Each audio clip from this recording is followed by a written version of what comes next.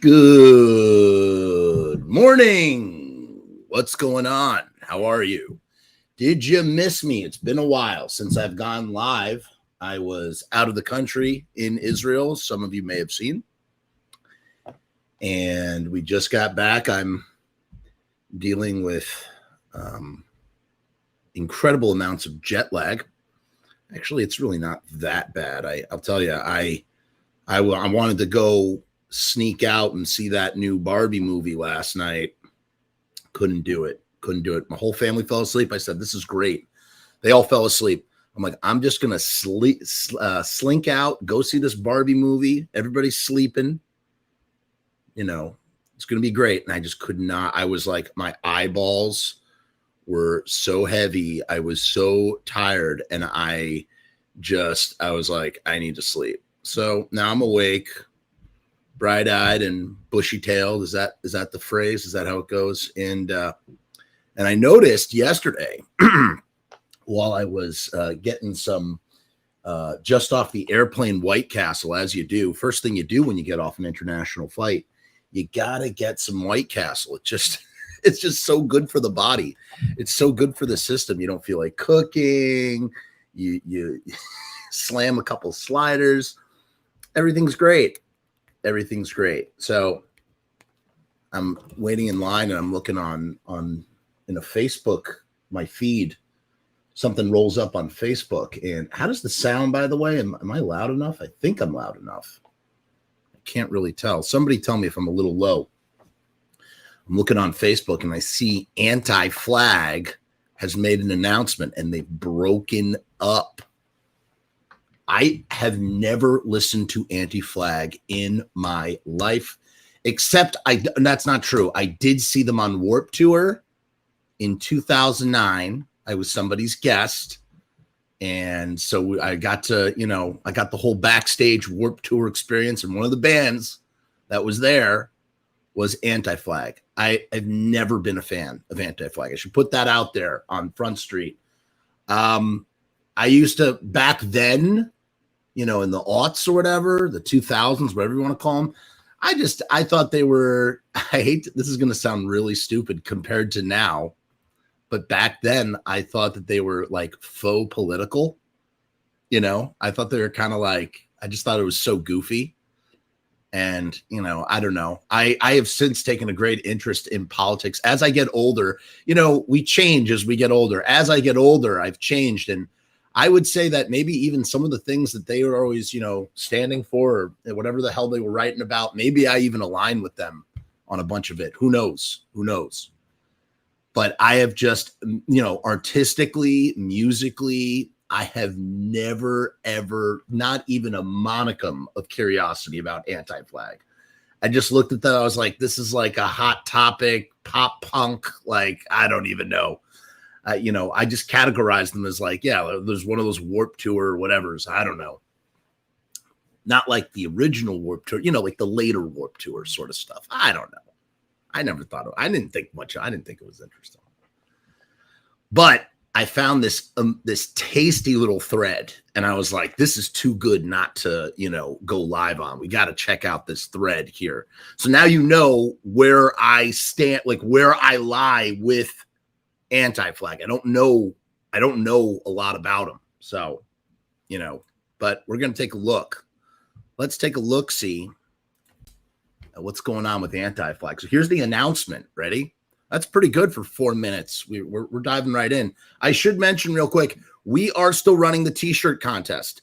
We're doing a t-shirt contest. I am going to ask a trivia question at the end of this episode, and whoever is the first person here, let me play the little video for you real quick.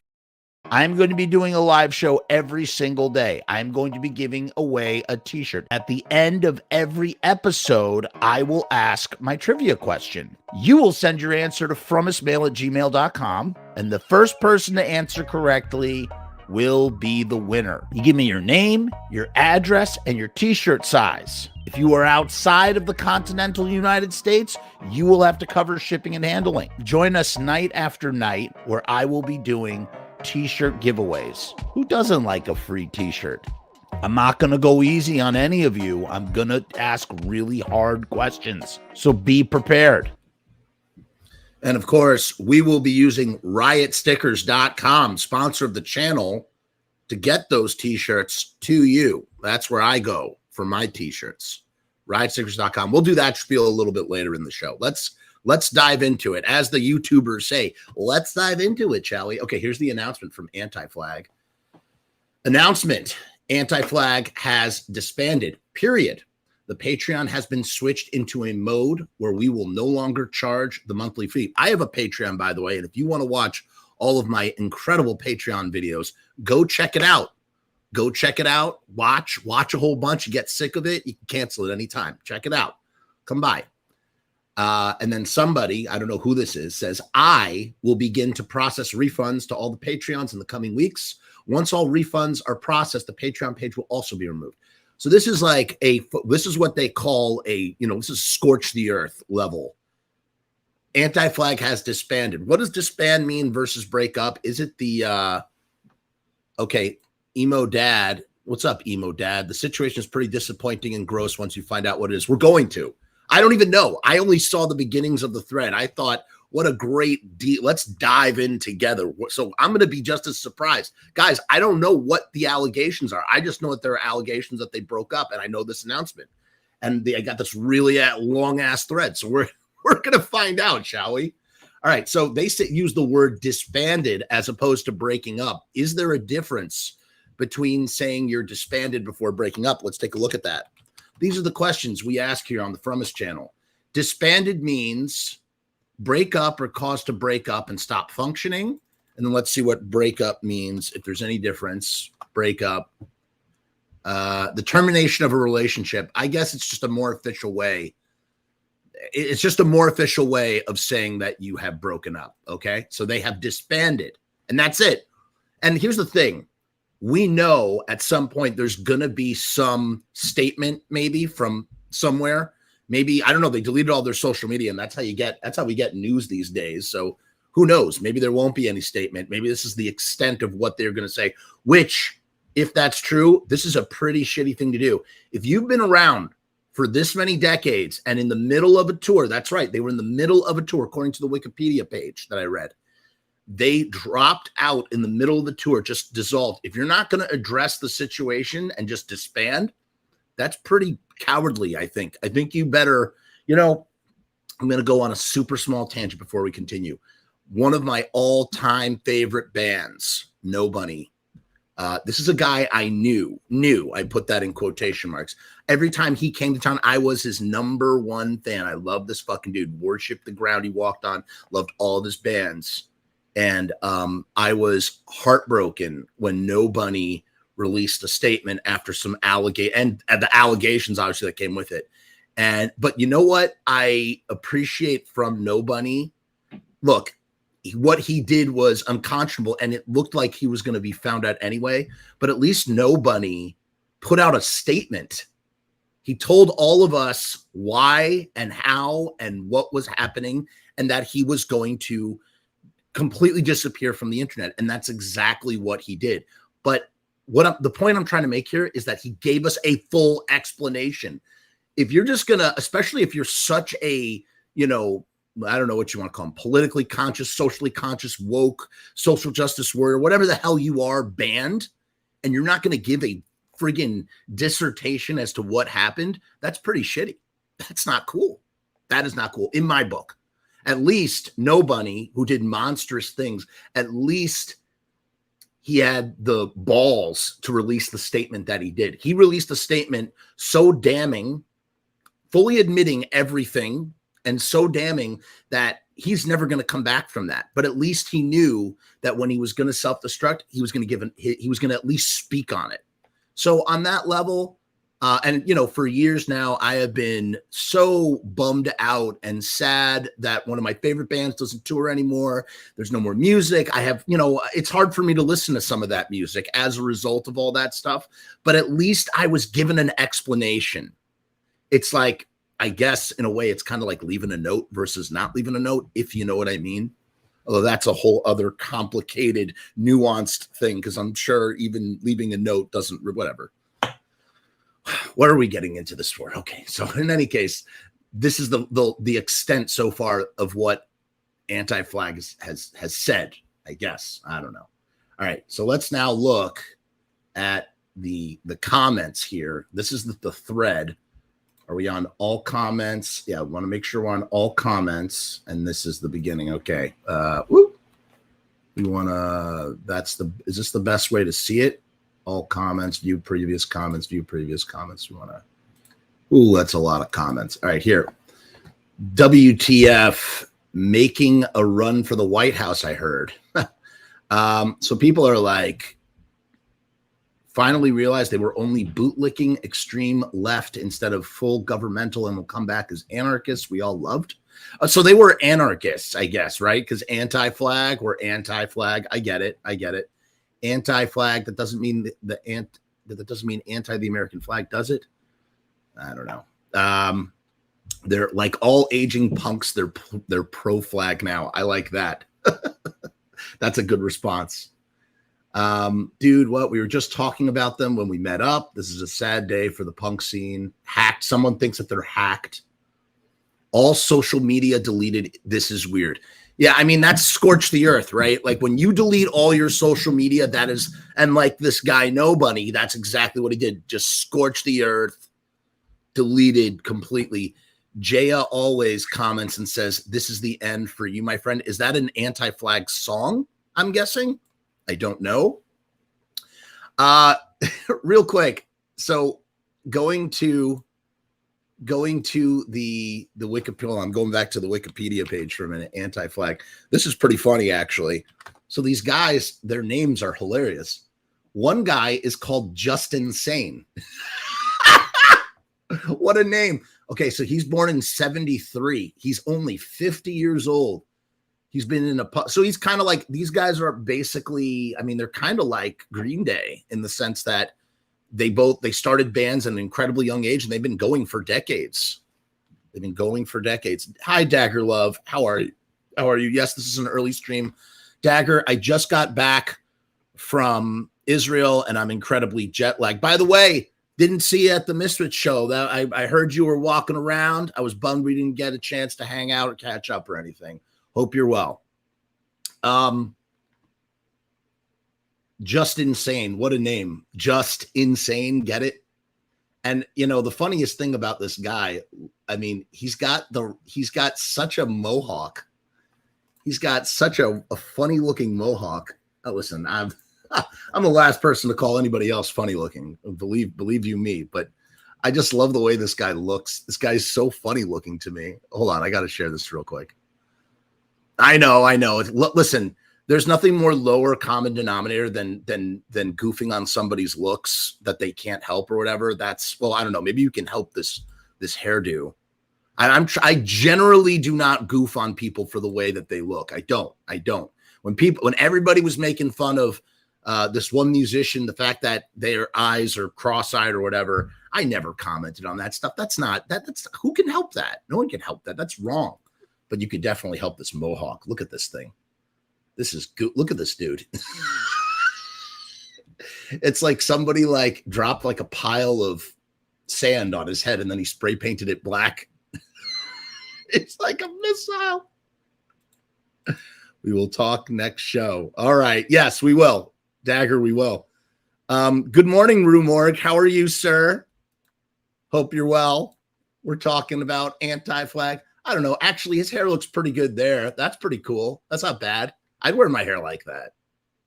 That's fine. Maybe I'm being a little harsh. He doesn't look so bad. That face. Look at the face that he makes, though. I love this guy. I don't even know him, and I like this guy. Actually, that's a cool haircut. I like that. That's kind of like the devil lock mohawk. If I could rock such a hair, if my hair was thicker, I'm starting to lose my hair a bit, I would totally rock my hair like that. That looks cool. But this, look at this. That's so goofy, man. All right, so that's Justin Sane. I had to take a look at him real quick because he's funny. Have a good day at work, Rue Morg. Cough cool to you as well. All right, let's go back to our little gossip thing here. Little rubberneck. So all social media deleted. That's scorched earth, man. That's scorched earth. That's like emergency. The ship is going down. Like burn everything. We got to run. We got to run. I had no idea this could be going on unless something very serious happened to someone in the band. This is why I thought this would be a good thread, because it's kind of like developing. This happened yesterday, but we're seeing it develop.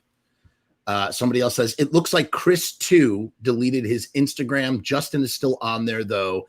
Definitely seems weird. So Chris too, hold on. We gotta, the reason why I have the Wikipedia up is because, like I said, I don't know these guys that well. I got to make sure that I have everybody. I want to make sure I know. So Chris number 2 is vocals and bass. Let's see. Who are the, you know, with bands like this, or you have a band that's around for 30 years. Yeah. Just as I suspected. Not everybody's an original member, but the founding members of the band are Justin Sane. And of course, you can't have Justin Sane without Pat Thetic. Pat Thetic, man. What does Pat Thetic look like? We have to look at him. Pat Thetic. What kind of, does he also have a silly looking Pat Thetic? Come on, man. Just call yourself pathetic. Why Pat Thetic? I mean, this is like the frosted blonde look. I'm not surprised. Oh, you can't see it. Hold on. Let me see if can I share 2 pages at the same time? Will it let me? Will it let me share another screen? Yeah, it will. Okay, let's do that instead of this. All right, so look. They just has a frosted tip. So this is the other founding member of the band. And so him and Justin Sane and Pat Thetic. I mean, listen. Well, if you're 20-ish years old, of course you're going to call yourself Justin Sane and Pat Thetic, okay? That's fine. The emo dad says they're doing damage control. I don't know. I think, you know what damage control is? Damage control isn't deleting your social media and breaking up your band amidst allegations.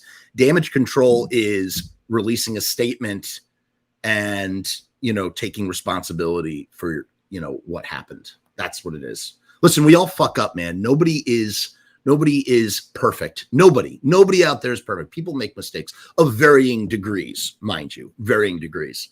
But it's what you do when the spotlight is on you. How do you react? Do you freaking cop to it? Do you eat it? Do you take the, you break it, you buy it? Hey, this was me. This was on me. Like that's what it is. That would imply that they have spines, though. What? Because they delete everything? I don't know what do you mean exactly? But because they deleted everything that gives them spines, I don't know if I agree with that. Because I feel like if you have a spine, then go on the band page. Because here's the thing: whatever happened clearly hit the band, and the band is associated with whatever happened. Therefore, know if they come out and make a statement. Agreed. That I will agree with. If a statement is made, then the deleting of the social media is okay. And I'm going to tell you something. I'm not doing a follow-up on this. We're looking at this today. I have no interest. Whatever happens after this happens after this. If we can mention it during another live stream about another topic, but I'm not going to sit here. I'm not interested in sitting here and dwelling on, what eventually was or is. I don't know.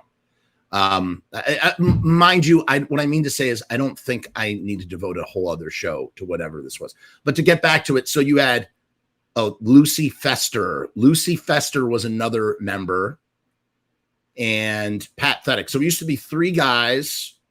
Assuming Lucy is a guy, Lucy could be a girl or a they or whatever. Lucy Fester. You had Andy Flagg, and you had James Cocktowns. All right, so they had varying members, but the core lineup, but here's the thing to remember.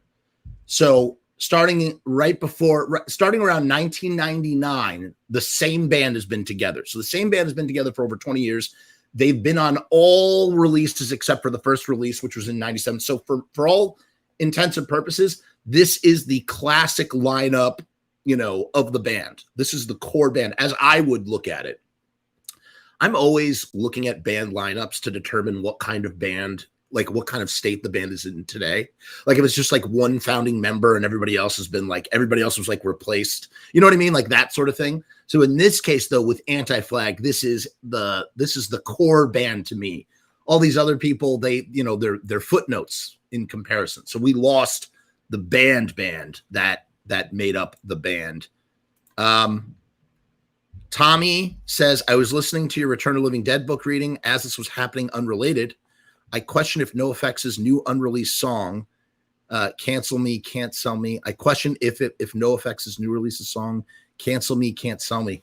Well, Tommy, I'm glad you were listening to the Return of the Living Dead novelization. Guys, if anybody likes Return of the Living Dead, I read the whole novelization on this channel. So go check that out after this. Thank you, Tommy. All right. So anyway, back to the thing here. Yeah, so they had a lot of members. Okay, we've seen that. Let's take a look now at this. Deleting all the social media is weird. Yes, especially if there's no statement. I have no idea how this could be going on unless something very serious happened to someone in the band. I would agree. Looks like Chris 2 deleted. Justin is still on there. I swear to God, if I hear some allegations about Chris 2 doing some shady shit, I will be so heartbroken. Unless he blocked me for some strange reason, I don't see his account. Yeah, I mean, this stuff is a bummer. This stuff is a bummer when it happens. Breaking my Yinzer heart. But also, what does this mean for their upcoming shows? It ain't happening. That's for sure. That's it. Haley says, I was Facebook friends with number 2, but it looks like even his account is gone now. Yeah, completely scorched. No, my first punk band and show. Oh, shit. So here's the thing, Anti-Flag, something went wrong. They're gone. They had 66.4K followers, and they're all gone. Oof. Maybe they finally died for the government. I'm assuming that has to do with a reference to a song or something, or their ideology. Even their website isn't working anymore. Darn, now Bouncing Souls will have to get a good opener for their upcoming tour. Ouch. Ouch. Oof. Tough crowd. So we keep going down. Here's another thing. I don't know what this is. Come see us play me. Oh, no, that has nothing to do with anything. Holy shit. Glad I got to see them at Fest last year. This is just insane. Get it? Like Justin Sane. Yuck, yuck, yuck. Davey finally destroyed the punk scene. I don't know. Is that because of Davey Havoc? Glad I caught them. A lot of glad I caught them. I pray their page got hacked. It's suddenly down after this. Say it ain't so. So it's like just finding out your favorite band for some people. Finding out your favorite band just does not exist anymore. They all found out they've been sleeping with each other's wives the whole time. I doubt it. I don't think that's what it is. Don't worry. The Wikipedia savages dove right into the open grave. Okay, here's our first inkling that something has happened. Anti-Flag was an American punk rock band from Pittsburgh, Pennsylvania. The band was known for its left-wing political activism. Their final members include Justin Sane, Chris Head, blah, blah, blah, blah, blah, blah, blah. The band was originally formed in 1988. Wait a minute. Oh, man, I thought there was going to be a thing here. There wasn't. Here we go. This is what I meant. This potential breakup. Okay, here's our first inkling. On July 19th, that was 2 days ago, the band posted an update to their Patreon announcing their disbandment. Following this announcement, their website was taken down. Okay, so that message was on the Patreon, and that's why it was so Patreon-centric, the one that we read at the beginning. And the band's social media accounts were deleted. Chris number 2, we already know all this. The band has not released an official statement outside of Patreon confirming their breakup. So they basically they deleted all their social media. They told their Patreon followers, and that's it. What a move. What a move. I guess that's what you do in panic mode, in spiral mode, right? Growing up in Pittsburgh, I've seen them countless times. I just always assumed they'd be around forever. It's a sad day. It's a bad day. Finally, that garbage band broke up. Awful. It's not funny because I'm just not an Anti-Flag fan. So it doesn't bother me. But, for those who love them, that does suck. Hey. Sorry, some of these comments are pretty hilarious. Okay, here we go. Here's another one. Here's another thing. People don't hang their whole lives on a music scene, but we do. Kristen, okay, here. We see a moment.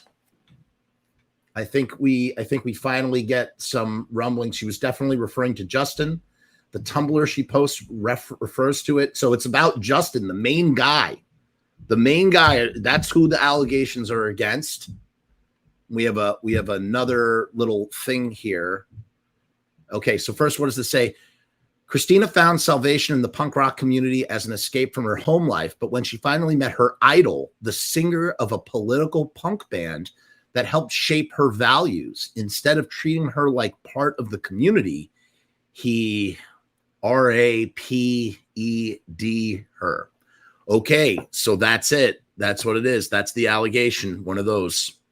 Christina describes the details of that night, how it changed the trajectory of her life, and how she interacts with music. Christina is a therapist, Reiki master, writer, and recovering social worker from New York. She uses her experiences growing up in the New York punk scene to inform her trauma, inform therapy practice, and seeks creative ways to help her community build empowering relationships, stand up to injustices, and create sustainable change with joy and confidence. Oh, man. All right. So it's one of those. It's one of those one of those kinds of allegations. I can't say it on YouTube. You know what? And here we have the emo dad is confirming for us that indeed was it. And Ryan here says, one of the former current members was in a band called Human Investment, which released one EP that was way better than anything that Anti-Flag ever put out. Okay. Like I said, I guess I forgot. I did see them live, but like I couldn't tell you what their music was. I just, you know what it was? Here's what I remember from seeing Anti-Flag. This.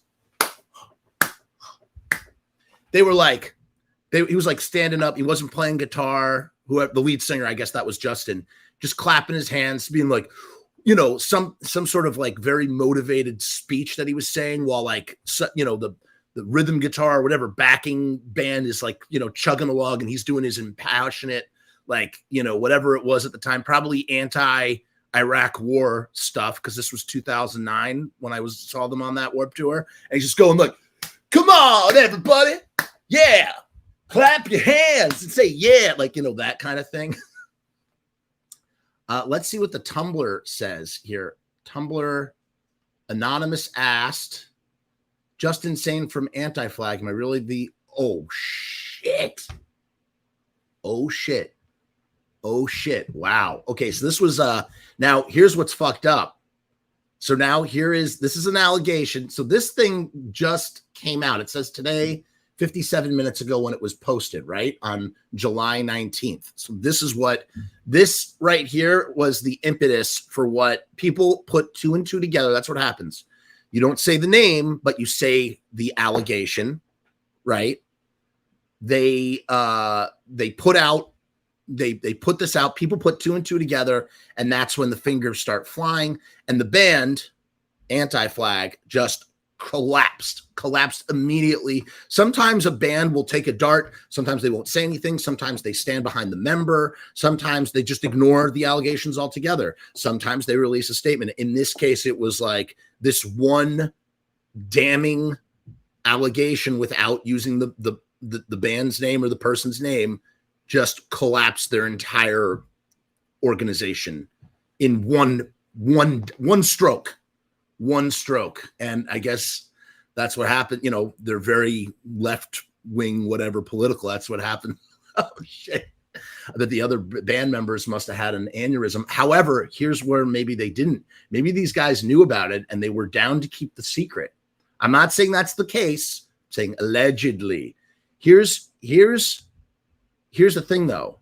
So Josh here on this, I don't know, some guy on Facebook says, she was definitely referring to Justin. The Tumblr post she refers to in this episode is out there and easy to find. So now let's go to the Tumblr post. Share this tab instead. I didn't realize I could do that. What? Oh my God, I've been doing this wrong this entire time. I can't, there's nothing to see here. It just says the industry ain't safe. And then Anonymous asked, this was March 21st, 2022. Anonymous asked, Justin Sane from Anti-Flag, am I really the only person this has happened to? What is this? What does saying something like that mean? It means that quite clearly This is something that this is an ongoing pattern. Potentially, allegedly, this is an ongoing pattern of behavior. When there's smoke, there's fire. And if the band, it's very possible, perhaps behind the scenes or on some low level, the band was aware of this. And because it went so public, it went so wide and so public with this podcast thing right here, that the band could not continue on. They could not press on. That was it. That was the end. They had to collapse under it. And that was it. Emo Dad says, I used to enjoy them, but they got progressively worse with each album they put out after the first one, which is pretty cringy to listen to now as a mid-30s adult. I feel like the allegations must be pretty solid if they nuked everything in one day. Very true, the Emo Dad. That's probably the deal. Kip says, listen to the podcast from what's alleged. The guy is a total creep and a very bad person. I don't know if I will. Maybe I will. Like I said, I care very much about the allegations. I don't know if I care about anti-flag enough that I want to hear it. Like, we know what the end outcome is. Do I have to listen to it? If it's so scummy, I mean, maybe I probably will listen to it. I don't know. I'm just saying, I don't know if it's necessary to listen to it potentially. Although maybe everybody should listen to it. Maybe everybody should know what a scumbag this guy is alleged to have been. I'm just using the word alleged because, trying to be safe here on YouTube. I saw them some dozen years ago. And when Justin said, add us on Facebook, I was convinced I heard the least punk thing in my life. I love all the haters and loudmouths making comments on here when we all know that they lack the courage or balls to just say the same things directly to anyone in the band, regardless of the reason. If this really is it, I wish him well and thanks. Ugh. Michael, that's a great name. Michael says, dude was outed as an rapist. I'd gladly tell him to piss off to his face. That's right. Justin, piss off. Jerry says, did he for sure though? I mean, I don't know, man. I'd say it's pretty damning situation here. Look, the Tumblr post combined with this thing that people keep posting, this Christina podcast where she shares her experience. That's all you really need, man. You know what's interesting too, and I'll tell you, what's interesting too, if it wasn't true, it probably would be more likely. I'm not saying this is the case. I'm just trying to examine the situation. I'm not saying this is the case. If it wasn't true and it was meant to rake muck at the band, wouldn't it be more likely that she would straight up, or someone would straight up use the band name to try and inflict damage? If you are trying to avoid, if you're trying to avoid potentially getting slander thrown at you, but you want to get your story out, you're not going to say the direct name. I'm not saying that's the case for every situation. I'm trying to figure out, what makes the most sense here. And I would say, if you're not saying the band's name, and I can tell you this because I've definitely been in situations, involved with bands where, it's like, I know very true things. And if I were to say very true things, I would not say the band's name to say them. And it's just a tangled, fucked up situation. So I get it. I totally get it. His rich parents will get him out of it. Robert, who do you mean rich parents? Are you talking about Justin? Does Justin have rich parents? Of course, left-wing anarchist with rich parents. That's something we've heard before. All right, let's keep going. Let's keep going here. Reddit is making it sound not very good. It's the reason why. Oh, we should have jumped over to Reddit. We should jump over to Reddit. We should jump over. Justin was credibly accused of RAPE. You know what that word is? Oof. Anti-hack. Here, it seemed to do with this episode. I'm not going to play the episode on the podcast. They should have really done it. For anybody who wants to hear the episode, let me put it in the comments. So for anybody who wants to know what the episode is, maybe I'll link it in the thing as well. Wait until after the show, obviously, but here is the link in the comments to the episode. Okay, here we go. Jeff Blair posts. Here we go. We got another meaty looking statement here. Let's see what's said.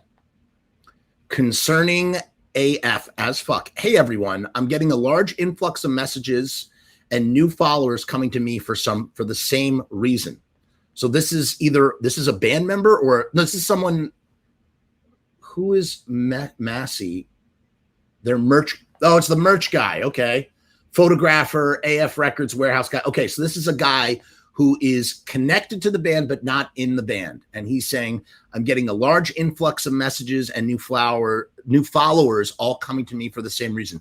I want to tell you something. Of all the people I feel sad for, besides the victims, obviously, I feel bad for a guy like this, assuming he didn't know. Assuming he doesn't know what went down. The dude's livelihood is being the merch guy and the warehouse guy, and he has now lost his job because of these allegations. That fucking sucks. That sucks. I feel bad for that dude. Robert says, it's known Anti-Flag is a bunch of rich kids. They're probably Pittsburgh's most hated quote-unquote punk band. Oh, man. Rich kid anarchists is my favorite genre of things. And now it's rich kid anarchists who have been, or at least one of them who has been accused of alleged allegations involving you know what.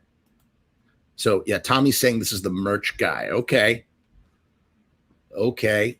Do you guys like this morning slot? Not that I could do it. This is like a one-time deal. I can't do it at this time. I got to tell you, I think I like this morning slot, even though I can't do it. If I was doing this full-time professional like, I would do this morning slot every day. This is how I would start my day every damn day. Okay, let's keep going. As of now, this is the statement. As of now, myself and the crew know as much as you do. Again, that supposedly, okay? Now, if they know as much as we do, then I feel terrible for all of them because they're just lost their jobs. And that's fucking bullshit, right? Yeah, Kip agrees here. It's good for tuning in during work. Man, maybe I need to start doing shit earlier in the day, or at least like scheduling stuff for earlier in the day. Emo Dad says, I didn't know they were rich kids. I've known them for years. Maybe it's because I'm on the other side of Pennsylvania. All right, sorry. I keep getting distracted from this post. I can confirm, yes, the decisions were made this afternoon to deactivate all of the anti-flag social accounts, including the Patreon Discord server. So a decision was made. So they know as much as we do, but yet you also can confirm that decisions were made this afternoon to deactivate all the anti-flag social accounts, including the Patreon and Discord server. So now I'm more 50-50. I'm not sure. I'm not exactly sure if they were totally in the dark or they 100% did not know or did know. Who knows? It's a sticky situation. You know what else is sticky? Riot stickers. That's right. Riot Stickers is the official sponsor of the Frumess channel. You can get 1,000 Riot stickers for $79. That's 7 cents per sticker. Only at this link down in the description. Go to riotstickers.com/Frumess. That's FRUMESS. Do not miss out on this incredible deal, riotstickers.com. And at the end of this episode, I'm going to be asking one trivia question and giving away free t-shirts. So get your free t-shirt. That contest is still going on despite my lapse in time when I was not here. First, let me play the Riot Stickers theme song.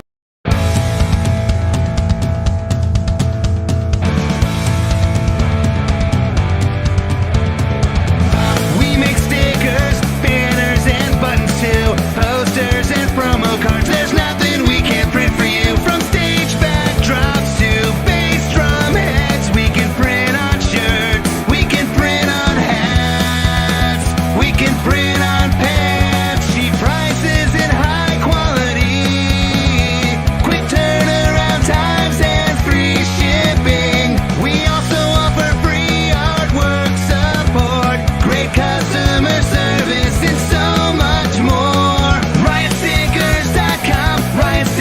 We are the bomb. Riotstickers.com. Riot Stickers, we are the bomb. Riotstickers.com.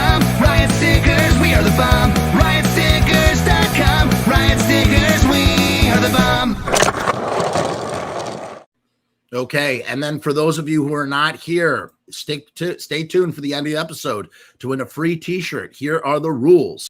I'm going to be doing a live show every single day. I'm going to be giving away a t-shirt. At the end of every episode, I will ask my trivia question. You will send your answer to FrumessMAIL@gmail.com, and the first person to answer correctly will be the winner. You give me your name, your address, and your t-shirt size. If you are outside of the continental United States, you will have to cover shipping and handling. Join us night after night where I will be doing t-shirt giveaways. Who doesn't like a free t-shirt?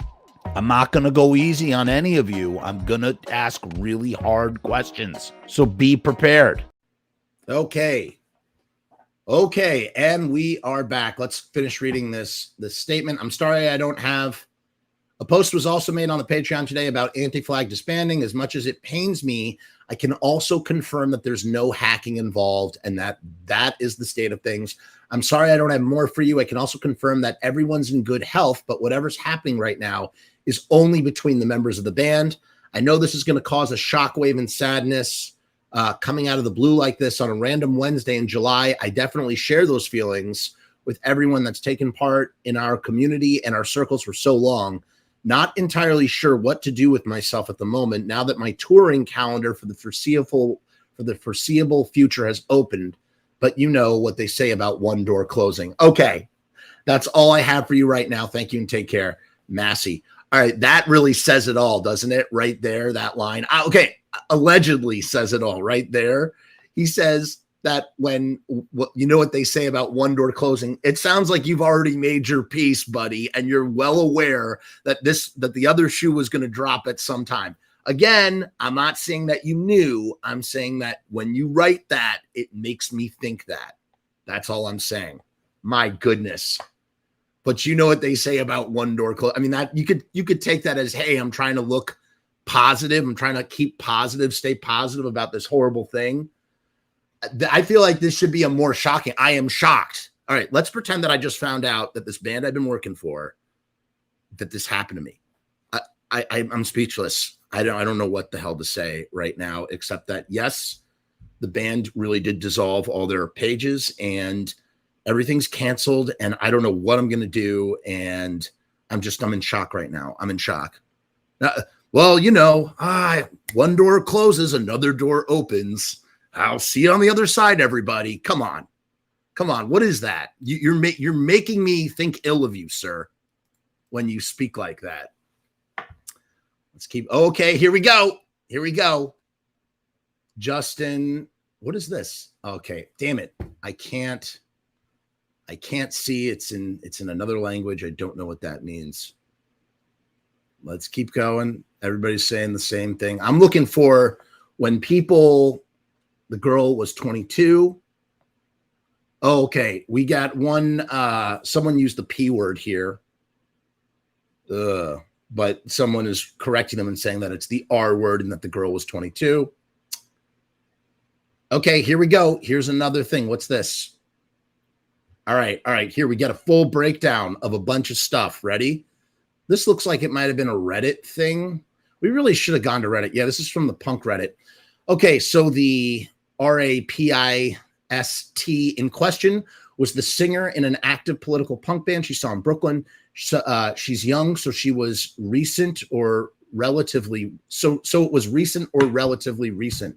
She met the singer in question after the show, and they shared numbers because he would be in her area for a film festival about a political activism by musicians. There was a 2010 documentary called Sounds Like a Revolution that Justin Sane was featured in. It included other punk luminaries like Jello Biafra, Fat Mike, and Henry Rollins. I don't think any of these other punk vocalists would qualify as being in an active political punk band at that time. The website for this documentary shows that it was a selection at the Woodstock Film Festival, which is one town over from where this woman lives and or works. Quick Google search, no creepiness involved.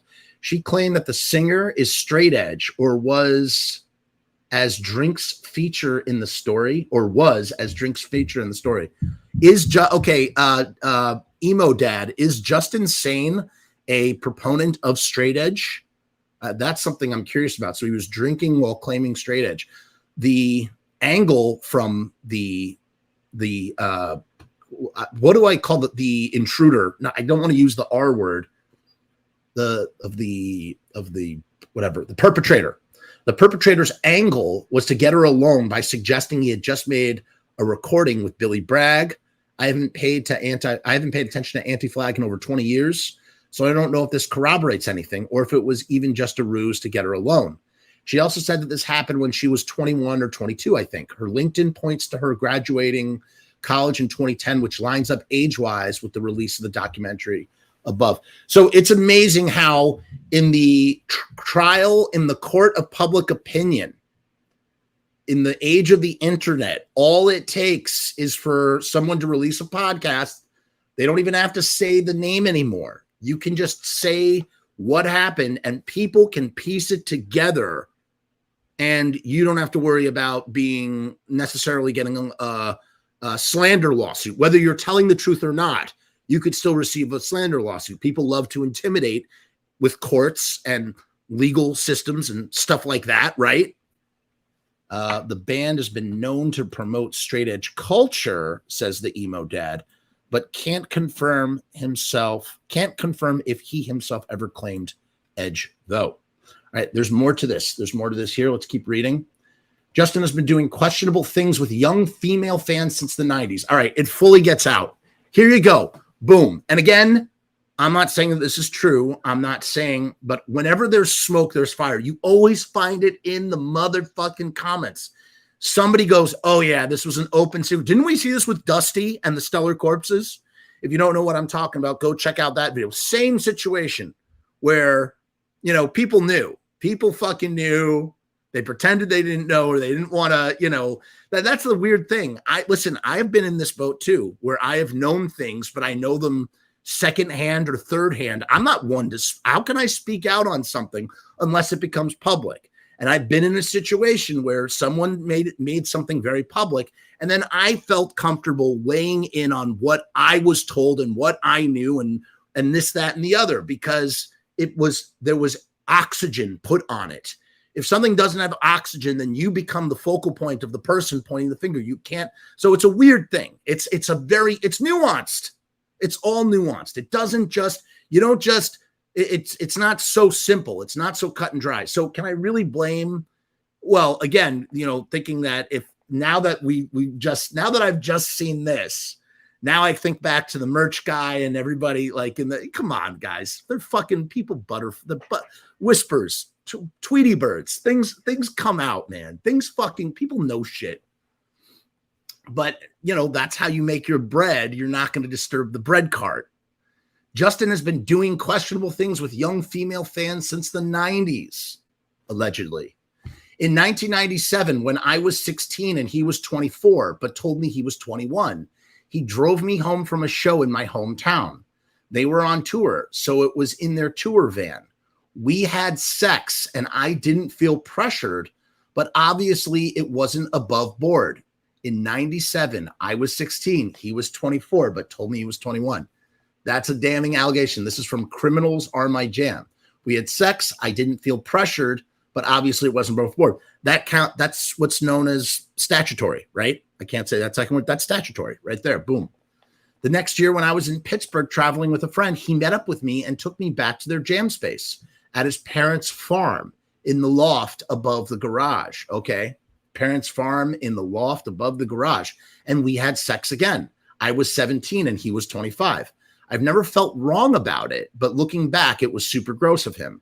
I was always truthful about my age. I have never heard of him or Anti-Flag before the night they played my hometown. I was there for the local headlining act, and it was an all ages show. He approached me before they even played and chatted me up. We exchanged letters for over a year, and I still have them somewhere. So, okay. So this is one of those situations where, people reflect back on what was a fucked up situation, but didn't feel fucked up at the time. So there you go.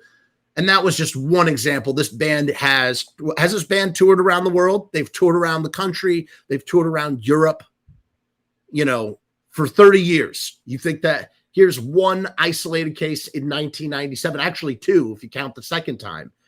And then this girl in the podcast. So it's boom. This has been, and let me tell you something. Bandmates are band bros when you've been bros in a band, and it's very hard. I won't say it's impossible, but I would say 90% of the time, if you're in a band with someone, you must have some inkling or must be aware of what is going on. 90%, 80 to 90%. There are those extenuating extreme circumstances we're not. But think about this. In this particular case, you are with somebody 23 hours of every day, 24 hours every day on end touring. You're telling me you don't notice when they're scamming chicks? You know what I'm saying? When they're scamming underage chicks, they fucking knew. They all fucking knew. And now there's an allegation, allegedly knew. They all allegedly knew. And now this one nuke was so big, it was bigger than anything that had come before it. And, you know, perhaps all of the interactions were not, how do I say this? I'm not saying we know that they're wrong, but they were not, like, say for circumstance violent. They weren't traumatic in a way where someone is vocal about them right out of the gate, because some people don't. Some people keep this stuff, as we've learned, over, especially in the last decade of this stuff coming to light and oozing up in general in the social conscious. People stay quiet about things for very, very long periods of time. What's up, Jody Ramone? Stopping by to show love. Jody Ramone, hope you're well, sir. Throwing some devil horns. So there you go. There's another, this is what tells me everything that I feel like I need to know. Boom. That's your smoking gun. That is a smoking gun. Oh, here's another one. Ouch. Here we got one more. No, that's the same one. What's this one? Okay, here's one. I'm not surprised. By the way, I wrote that anti-flabbergasted. And the reason why I wrote anti-flabbergasted on the thumbnail is because generally when you have a band that is just such a proponent of something so extreme, there's always something underlying underneath. Always. There's just look at religion. Every single time all these scandals in the Catholic Church and the Christian Church, these are the holiest men and they're supposed to espouse these holy things. And yet underneath there's always some shit going on. I'm not surprised, says Freestyle Doctorless. I saw them at the Stone Pony in Asbury Park, winter of 2010. There was an after party at the Lanes and my male friend and I went. We were both 18, 19. He kept feeding me drinks and spent the entire party speaking and listening to me very intently.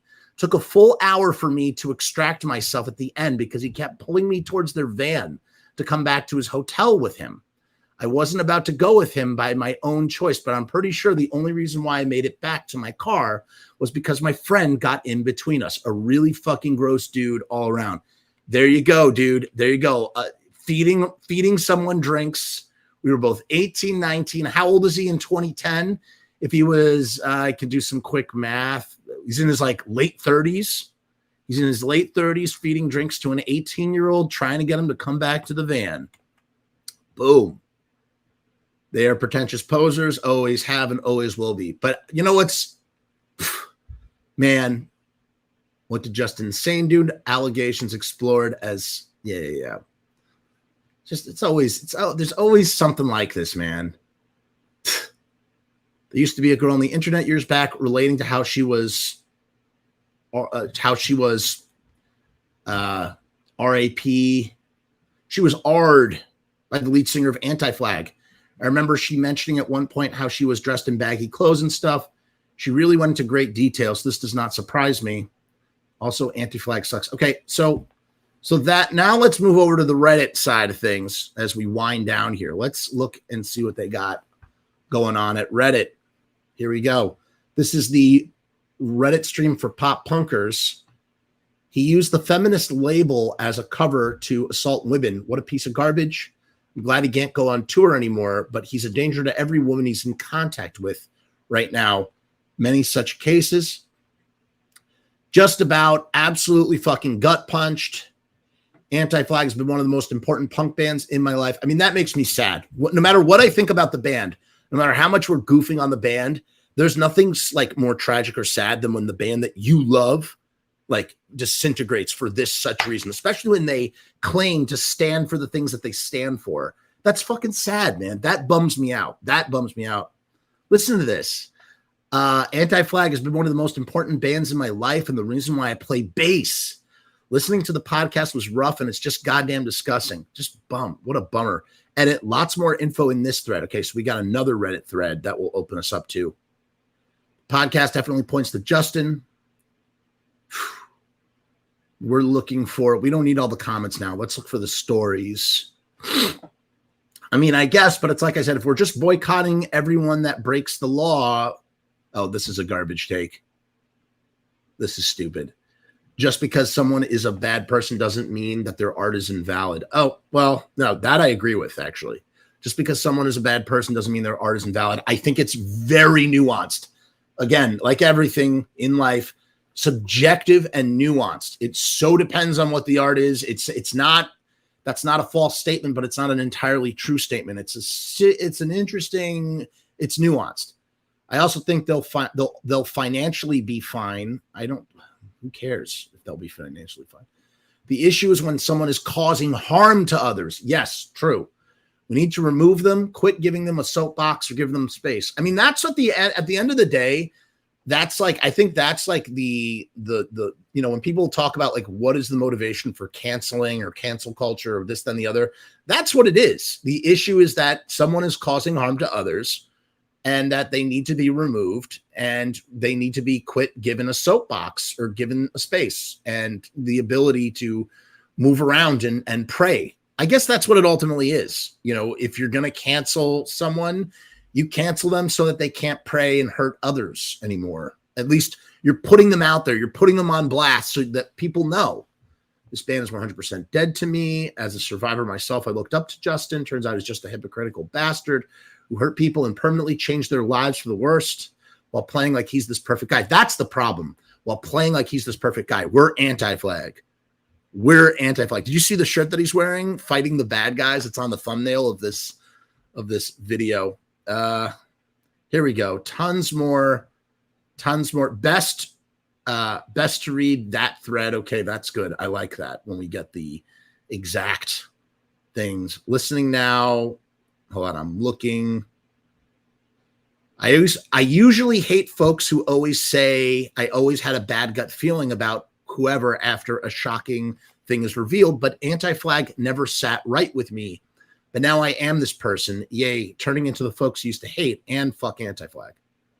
She's quite brave, given how stupid supporters of famous people can be. That's true. Admirable to turn her life into something positive. By the way, I just want to say I have this pressure in my ear from the plane landing. For those who are not here at the beginning of this video, I just got back from Israel. I'm super jet lagged. I'm not super jet lagged. I'm moderately jet lagged. I have to correct myself when I over exaggerate, and that was an over exaggeration, but I got pressure in my ear. All right, blah, blah, blah, blah, blah, blah. Same comments over and over again. All right, let's go to the thread that says share this tab instead. All right, so this is the good thread. We got to keep scanning here. I'm not seeing anything crazy, but okay, here we go. Crazy, but I had an ex years ago and her brother was an old school dude in the scene. This was around the Blood and Empire days of Anti-Flag. I expressed my love for them and he replied, Justin Sane is a fucking douche. He's a loser that uses his music to get into bed with girls. This was an open secret. This was an open secret. People knew. They always fucking know. Let me tell you something. There's a lot, man. It's so true. Not every musician, but there are musicians. Boy, if you knew the truth about them, underneath it all, God, just monstrous people. Monstrous people. They can be. Let's see here. 2 is a way better singer than Justin. All right. That's not. I found the Tumblr post she was referring to. It's Justin Sane. The link won't show the comments for me, but the comment will show up on Google, matching what he said. Here's a direct. Okay, we got a direct link to that Tumblr post. Let's see. Here we go. Okay. Justin Sane. Whoa, we got a bunch of them. Look at this. There's a ton of them. These are all alleged from The industry ain't sane. So we have Justin Sane. We already saw that one. Adam Braven is still getting gigs, allegedly, after harassing nearly every woman that entered his club. Uh-oh. Something's peeling.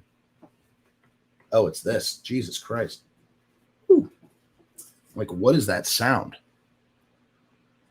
Oh my God. This is oh my God. This is a whole friggin' thing. This is like people. Okay, there's a Tumblr where people are just submitting anonymous things. The Buttertones thing we knew about because that came out with the Burger Records situation. Whoa. Wow, there's a whole bunch of these about different bands. Jeez Louise. Yo, check this out for anybody who wants to see what I'm talking about. Check this one out. Link is in the description. Make sure you keep this stream open when you go to the other link. A friend of mine had non-consensual experience with Adam Amaldi from the Cosmonauts, allegedly. Hold on. There's a lot here. All right, we're not here to go on and on. There's 11 pages of stuff that is maybe worth looking into some other time, but not right now because we're trying to stay. This is about anti-flag today. All right, we already know that. Okay, Henry. Oh no. Oh, what? Oh no. Henry was accused once of using black flag. He was absolutely gutted because it wasn't true. The incident fell into his general misanthropy and depression, and he just put up a wall. He's better now. He's a strident advocate for. Takes a strong man to hang out with RuPaul. You have to know who you are to hold your own. Such a strong personality takes no shit. Person like to see them do a road movie together. Henry was once accused while he was in Black Flag. Wow. I was trying to describe to my girlfriend who Henry Rollins is and went on a deep dive down his Wikipedia page. All right. Henry is basically asexual for a long time. Also, I don't see this happening. All right. We're not here. I hope that's not true, but we're not here to go down that as well. Just saw this tweet. Well, that really would bum me out if that was about man. I really hope that didn't happen with Henry Rollins. The incident fell into his general. Okay. All right.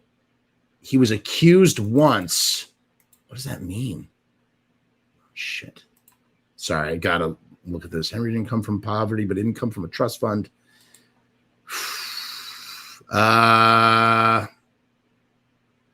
Takes. I don't know.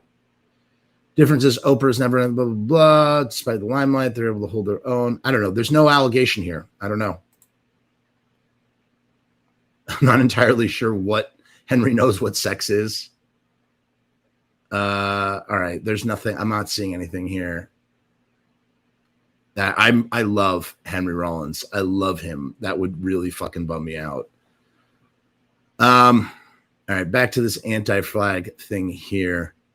This is the worst band scandal. This is the worst band a scandal of any sort can happen to. Okay, this is why we're going through the comments because these some of these takes are interesting to hear people say. Ready? This is the worst band a scandal of any sort can happen to. Like, my God, you can't be the preachiest of. That's the word we've been looking for. What I've been saying.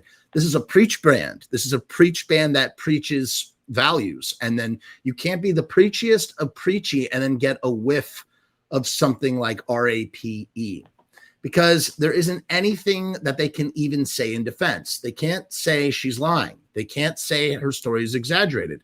They can't just take a break and learn, because the same people have done that in the past. Wouldn't get the same benefit of the doubt in return from them. A devastating day for the punk scene. Yeah, preachiest of the preach. This is the band that wrote Feminism is for Everybody with a beating heart and a functioning brain. This is a betrayal for everything they stood for. Matt John says, I assume Henry might have done the R word once. Too many of us have, especially in our early years. I like Henry too, especially since I quit alcohol 3 years. That's amazing. Good for you. I also do not drink alcohol as well. And yes, that would be upsetting. And hopefully I don't know. Nothing's ever come out about him. God, that's a whole other bag of worms if true. Back to Anti-Flag, and who condemns sexism directly in several songs and abuse of power in general throughout their discography. These guys were even invited to the White House as thanks for encouraging young people to vote. Fuck the government, obviously, but that's high-profile shit. What a fucking mess. If this situation is what it looks like, I really hope there's some proper comeuppance for it. Seeing shit like this perpetrated by someone as outspokenly opposed to it as Justin Sane risks further emboldening the fuckbags who routinely make women feel unsafe in the scene. I hope the shitty punk bros leave his accuser the fuck alone. I guess as a 38-year-old who's drifted away from Anti-Flag, but not from punk, I have two opinions. One, because they were responsible for mine and a lot of other people's political awakenings. For me, I was about 14. It sucks to see he was somewhat full of shit. Two, the fact that they broke up immediately, got rid of all their socials, looks like an admission of guilt. That's what I'm thinking. Fuck Justin. I hugged that dude at the FU church in 03. Okay, here's my, all right, ready? I think I'm ready for my take after reading all this. Here is my take on Anti-Flag situation, like overall. If the band really was what they were about, if they really stood for all that stuff, if whatever someone said before, Chris so-and-so is a better singer. Remember someone said that Chris R is a better, Chris 2 is a better singer. Chris R is from Chris R is from The Room with Tommy Wiseau. Fucking, if it was your one dude, if it was your dude Justin, fire him from his own band and continue on as Anti-Flag. That would have been the move. Ready? This is my Monday morning quarterback breakdown of what the band could have done in this situation. Now, I'm always one of those guys who champions the notion of if a band is no longer a band when you lose a founding member, frontman, singer, songwriter person, right? I'm a big proponent of that. So Anti-Flag should have fired Justin or should have left Anti-Flag and should have instead immediately reformed as a different band under a different band name and continued on espousing the ideals that they so-called were proponents of, instead of just collapsing and folding, because that is a cop-out.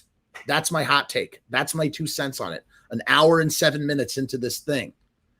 Kip Doyle says, relaunch as Anti-Flag. Simple as that. Exactly. You can't call yourself Flag because the Black Flag guys call themselves Flag. You got to call yourself Anti-Flag. That's what you have to do. Matt John says, all their socials. Damn, sounds like JS had a real R-word problem. Yes, I liked AF, but there was always something that seemed very privileged about them. Yeah, apparently they were rich guys, allegedly here. Okay. So yeah, I agree, man. The fact that they broke up immediately, like, you should kick the guy out and reform as, a different band. That's what you should do. And obviously you can't do that in real time in 24 hours, but it's like, don't do anything. Keep all your socials up. Wait, release a statement saying we no longer can continue on as as Anti-Flag. We are now going to call ourselves whatever name, and we are continuing on without Justin. And that's how you that's how you change over. That's how you change over. And that is assuming that the other guys really did not know that Justin was scamming underage girls since the 90s, allegedly. Because I find it, as I said, very hard to believe that you didn't know your bandmate of decades was not scamming underage girls since the 90s or whatever the situation. The Emo Dead says, yeah, if they would have done that, they would have been a better move, but just deleting everything makes them look bad. Exactly. Question mark says they couldn't do that because they all knew what was going on. Bing, bing, bing, bing, bing. Exactly. That is my suspicion as well. But that's what they knew. He was a groomer, rapist. They were together 30 years. Come on, dude. Bing, bing, bing. Give this man a chicken dinner. He is a winner. Question mark, question mark. That's the truth. That is the truth. I'm mostly in the same boat as you, although I never really drifted away. I saw them try. All right, we don't need to hear that. Terror State was me. I'm just a dude really enjoy it. Blah, blah, blah, blah, blah, blah. I think maybe the band at least had some suspicions about Justin, and this podcast basically confirmed it. During the show, Christina mentions a member of Tsunami Bomb mentioned the podcast as a place to tell her story. So maybe certain sectors of the scene knew Justin wasn't as clean as he portrayed. I definitely idolized the band as a teen and remember my interactions with Justin, Pat, and Number Two. There's just no way to continue on as a band when this kind of thing leaks. And they're probably sorting through a lot of distrust and disgust right now. Right. But still call yourself a different name and go through and do your thing. I just saw them, blah, blah, blah, blah, blah. It's not just a scandal. It's a fucking crime and a betrayal. Over and over through the years, it seemed like guys who scream for women's rights are the loudest. Over and over through the years, it seems like the guys who scream for women's rights, the loudest, are found out to be abusing them. Mentioning your stance on something should be encouraged, but when some of these guys go on and on, it's suspicious to me. And now I've just seen this too many times. There was a guy in a smaller but popular local band years ago. The singer would go on and on about women and how they're treated in the scene and society in general. He was one of the first ones that made me feel like, why is this his cause when he is making this what he's known for? And sure enough, it came out that he was a complete creep. He didn't RIPE anyone, but he cop feels when he was doing piercing or tattoos. Don't get me wrong. I've discussed my beliefs and morals and ideals on stage, but I didn't go about blah, blah, blah, blah. Right. Reminds me of Neurosis with Scott Kelly being an abuser. They knew, but kept it quiet out of respect for Scott's ex-wife and the kids, at I believe his ex-wife's request. Then Scott dives deep into his narcissism, saying he's an abuser and apologizes, then took the gloves off and they took the gloves off and went right at him over the bullshit he pulled. I was really into War on Women until I read what they did to that former member. The older I get, the more I realize how people who make careers out of political issues or are super aggrandizing of their values are usually full of shit or often absolutely terrible, abusive people. This really is devastating. I've loved AF since 2003. I've been really rough on AF, and I do feel bad, reading their fans' comments, because it makes me. I do feel sad for the fans. I do. Too many of their socials are down for this to be plot. Yeah, we already know that. Blah, blah, blah. All right, so that's another one. Let's see. Hold on. There's one more. I wish someone could just consolidate. I guess that's what the stream is. We are consolidating all of the stuff into one place. Totally agree. The louder the virtue signaling, the bigger the fraud and the bigger the crimes. Listen, I think it's okay to signal your virtuosity, but it's just like, if you're going to do so, make sure that your house is in order, or, semblance of order before you do. Cause my God, will that shit come back to haunt you, I guess. This is the worst band. We already know this. All right. It's just people saying the same shit over and over again. Here's another one. This is from Pittsburgh. Okay. So that's local, right? So maybe that will show us something. Usually the local, right? Oh, this is an open secret. We've all known this. Blah, blah, blah. Nope. Not seeing anything. Not seeing. Almost makes me wonder how many creeps make music I like. I'm sure there's plenty. As I said at the beginning of this, I experienced the trauma as a fan of a guy who I could call a casual acquaintance via fanship, because I saw him come to town every time. Nobody. Justin Champlin. I saw him come to town all the fucking time. Never missed a New York show. And when the allegations came out, I was fucking gutted. I took pictures with this guy. I fucking loved him. I carried him when he fucking stage dived in the pit. I bought his merch. He was such an influence. He's still an influence on me. What he did artistically, such an influence on me. His punk rock bravado and attitude. I love everything about this dude. To find out what I found out about him, it fucking gutted me, dude. Gutted me.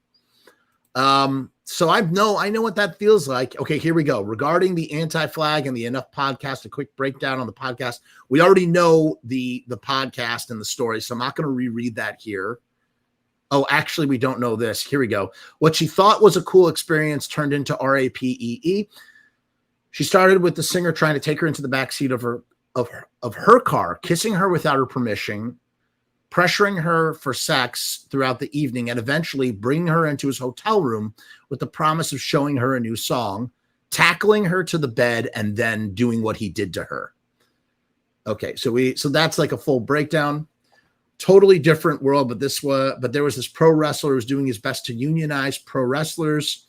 This ensured he would never be signed to a major company, but he built a lot of goodwill around the cause and became a really well-liked figure on the indie scene. Then it came out that he was a sex pest, and any talk of unionizing went out with him. I'm just looking for the testimonials in the comments. Those are the interesting things to read. It's kind of wild because they basically had a kill switch to nuke everything social on the band almost immediately for something that happened 13 years ago. Boom, boom, boom, boom. At the core of the issue, they had a kill switch to nuke everything social on the band almost immediately. So maybe they're like, guys, we knew this day was coming and it finally came. It's time to nuke it for something that happened 13 years ago. I'm kind of at a loss for words about this. Out of respect for the fans, I'm going to stay that way. Sorry, I didn't have as much respect for the fans, but it's just too newsworthy. You know, we talked about doing a punk rock update on this show on a regular basis, and I found like we did one about Sum 41 breaking up, and I just was like, I'm not that guy. I can't do like cutting edge news. It's too fucking hard. It's too frequent for me to do, but every once in a while we can do a show like this. This is our punk rock update sort of thing. It's not impossible for that guy to also believe what he preaches. And in my opinion, it gives us good feedback that the boundary of doing unpleasant shit to others and even other people we like is not that deep. We are also one slip away from being disgusted with ourselves. So absolutely, you can think what you want. So you can think what you are doing is nowhere near the things you preach are unforgivable and slowly descend into a worse and worse. And by no one, oh God, the way this is written is terrible. Sorry, Phantasm Gog, your writing is not good. So absolutely, you can think what you are doing is nowhere near the things things you preach are unforgivable and slowly descend into worse. And I can't read what this person is saying. You're not conveying. I know lots of dudes and lots of bands that do sketchy shit unbeknownst to their bandmates. Could be drugs, could be robbing people, could be domestic terrorism. She mentioned Me Too, so I'll reference Saves the Day, Brand New, and Cheap Girls. All had predatory band members that no one knew about. Look, again, it's not impossible for band members not to know, but it's highly improbable. It's highly unlikely that your band members don't know or suspect. Maybe they suspect and they keep it for themselves. Apparently allegedly Newfound Glory too. The lead singer from Unwritten Law is a garbage human as well. There have been arrests multiple times for domestic violence. Man, it's amazing how Reddit is just the place, man, where shit just comes out of the woodwork. If you're just joining us, make sure to stay tuned to the end of the episode where I'm going to ask a trivia question and you can win a free Frumess t-shirt. We will post the rules later. Here's that thing that we already read about Justin. Here's a testimonial. Matt John says, I volunteered at an anarchist bookstore where Anti-Flag played there around 2004. So I'm angry. This gives ammo to the dicks, cops who hate anarchists. Yeah, I mean, that's true. I can speak as a Jew. When a fellow Jew does something really bad, when they're very famous and they do something really bad, it always makes me roll my eyes because I go, fuck, dude, you just fucking ruined. God, like we have it, like we just don't need that shit on our fucking plate, man. We don't need it. We don't need it. Why you got to go? Like a great example, my favorite example, who's the Trump's son-in-law? Jared Kushner is a Jew. Like, I wish that dude wasn't a Jew. Like, he's not a Jew to me. He's scum. He's the worst vermin on the planet. And the fact that he's a Jew kills me because of like, I'm like, dude, do you know like I hate that you are Jewish because you're the worst person alive. You are like the scum of the earth, evil incarnate. And it just makes me mad. Okay. Sorry, continuing on. I'm just, like I said, I'm just looking for the hot takes, the testimonies and the stories at this point. We're kind of done here. We're wrapping things up. Here's another one. Boom. Here's another one. The thing that's unknown is, did Chris 2, and Pat know this was happening with Justin? Were they protecting him? Were they left in the dark? Not unlikely. It's likely the rest of the band knew Justin was a POS doing this to some extent. They use some in italics. How much did they know? I don't know. Nobody knows. As to why a statement or some sort of public acknowledgement or on why the breakup is happening. As to why a statement or some sort of public acknowledgement on why the breakup has happened is very, very important, because am I angry at Justin? I am angry at the whole band for protecting Justin. Do I feel bad for the band if they did not know who Justin was doing this? I have no idea how to feel and no idea who knew, and what is just confusing. I get it, man. And I want to say, I think the band knew. That's my personal belief, is that the band knew. I know this is hard for people to understand, but when you realize they are coworkers in a business, the band has always been in performance put on. Justin's full of shit, and this, with the straight edge chest panic. So he's not really a straight edge, but he says he's a straight edge. I've seen him drunk many, many times. Others have too. Oh, so he's a fake straight edge dude. That is such, nothing worse than fake straight edge people. Such a fucking, what a goofball. Oh my God. People are acting like Justin was RIP-ing people and then texting Chris 2 about it. Extremely likely that nobody had any. Come on. I don't know Anti-Flag like that, but a lot of other older bands that have been together for literally decades are more than just coworkers, but very, very close friends and have bonds like brothers. If they were a newer band member, then sure, I would agree. But in this case, even though, yes, they all had their own separate lives and families, I can't imagine them not being close friends too. Also knowing a lot of bands that I do, if someone, usually the lead singer, LOL, is a POS, the other band members will protect them, not necessarily because they agree, because to keep the band's image and reputation in check. That is the Occam's razor of this situation, right? It comes to a point, usually with heavy drinking or drug use, when they may have to give the guy the ultimatum. That's right. When heavy drinking or drug use forces the band to not function the way that they have, that's usually when they get the push, not for the actual things that are going on. Well, I've question mark says, I've heard things about Anti-Flag being predatory for years, and I'm not even a fan. So there you go. There you go. Anyway, I know tons of bands in real life, like Social Cal, are just coworkers or people. Yeah. All right. Hold on. Now I'm really scrolling through. I was at the infamous Judas Priest show at Madison Square Garden on the Defenders of the Faith tour. That one that got them banned. Craziest show I've ever been to in my life. Seriously. I don't know what that has. No, I don't know. Sorry. I don't know why I read that. Heart Full of Napalm. I made a band logo. One of my bandmates got a tattoo. Just quite, no, don't worry. That doesn't matter. I literally called out my own RAPIST this morning and posted an Anti-Flag song with the post. They released it the day I was assaulted, and it mentally kept me going. I don't idolize humans in bands because I don't know them personally. After watching their doc, I almost wrote them a letter about all of it.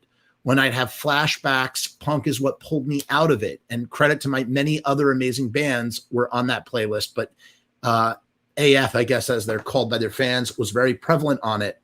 Our stories are so fucking disgustingly similar, except it was a super rich old fucking serial predator in the sport of sailing. Whoa. Yes, hard to imagine, but I don't have any fucking money. All of it, the vague blog findings, the parading me around and behind my back telling me they were dating me. I've thrown up like 6 times tonight. I'm sorry. I'm just venting for all the victims of shit like this. I'm sorry that happened to you. That's a friggin' bummer. Hold on. Okay, here we go. All right, no, this is more about that same one. We don't, hold on. It took them almost a full school year for them to ship. It took them almost a full school year for them to ship me their Kill 7-inch back when buying records via mail order involving stuffing cash in an envelope and hope for the best.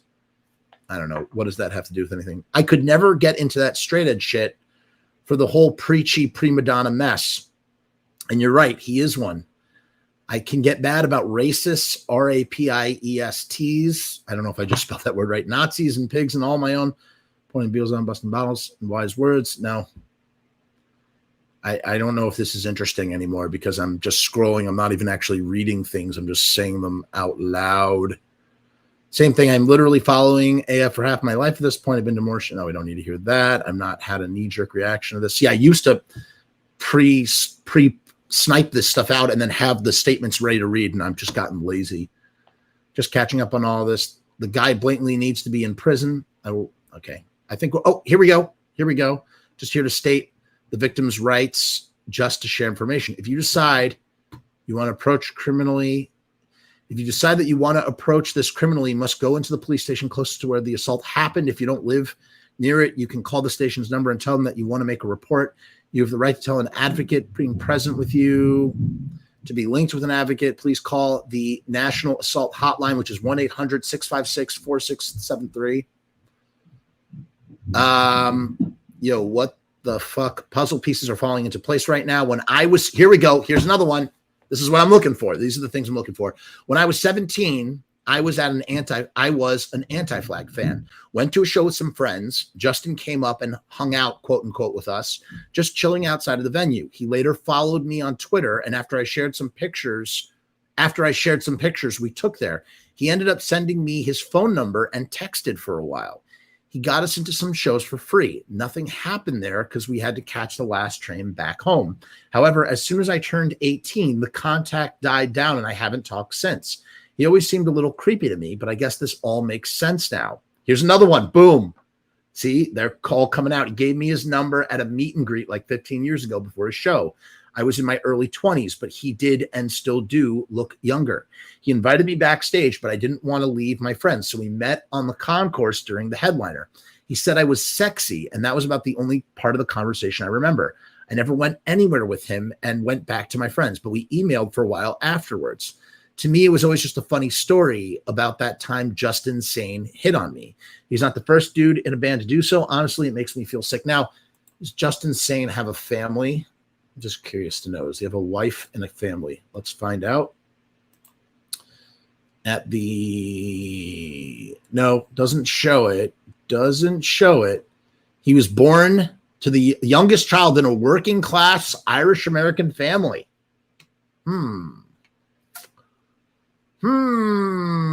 Doesn't say that he's married though on his. Does anybody know if he's married with kids? I'm just curious to know. Just curious to know. Where was that thing here we go. Back to this tab. Here's another one. I remember I was supposed to do an interview with them at one festival in Europe, maybe 7 years ago. See, Reddit is where the shit is at. That's where people talk, man. I remember I was supposed to do an interview with them once at a festival in Europe, maybe 7 years ago, but they were late. And when they finally came, Justin said they had a bit to drink, and their rule was not to do interviews under the influence. So we agreed to do it over Skype some other day. We talked for maybe 3 minutes, and in those 3 minutes, he managed to put his arm around my waist. I was uncomfortable and said goodbye to him. Some other chick came up to me and told me he's just like that, and told me how her best friend was one of Justin's favorite girls, that anytime that they're playing in Europe, he would buy her plane tickets to go see him, and even flew her and even had her flown to the US. That night, I saw him kissing a few different girls and even walking away with one of them. Haven't looked at the band the same since. What's interesting about this stuff is that it happens, but like behind the scenes and behind closed doors, but it happens so publicly too. Like, people can talk. The internet is like a cesspool for talk. How could you operate? You have to be two things. One, you don't care. Two, that you are so into yourself or so like egotistical that you really think nothing bad is going to happen to you as a result. And at the end of the day, what we're discussing here, all of this has just been statistics. This is just statistics. Statistically, if you do this enough times, it's going to come out. In the case of Jimmy Savile, the guy from Britain, Top of the Pops, go look up that documentary on Netflix. Although fuck Netflix right now. Go look up that story. But 400 people after he died came out. That took years. It took years. Oh, interesting. So this is what someone was talking about earlier about the NoFX song. The demo song NoFX recently released had a verse about how almost every band he knew had some creepy piece of shit that was protected by the rest of the band. Interesting. So it sounds like Fat Mike probably knows where all of the bodies are buried, and he's not even in the bands.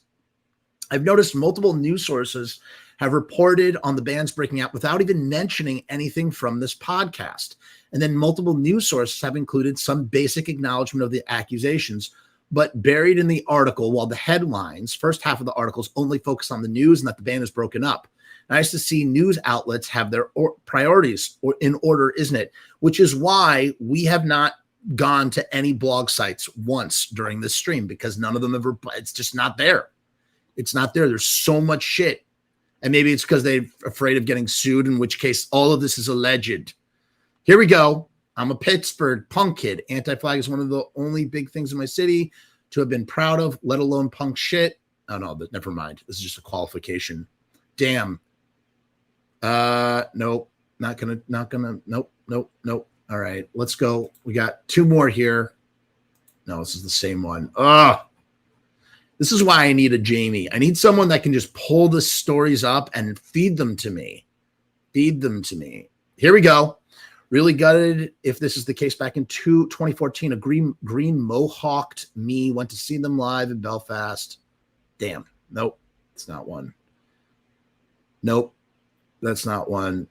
I'm not surprised. You know what's funny? People will say that the girl Christina who was on the podcast was the one who broke up the band, and it's not. You know who broke up the band? Justin Sane. He's just insane for his behavior because he is responsible for breaking up his band and his bandmates, all of them, by keeping it a secret. I wish I could say it surprised me what happened, but it really doesn't, because I can finally pull the, okay, here we go. Another story.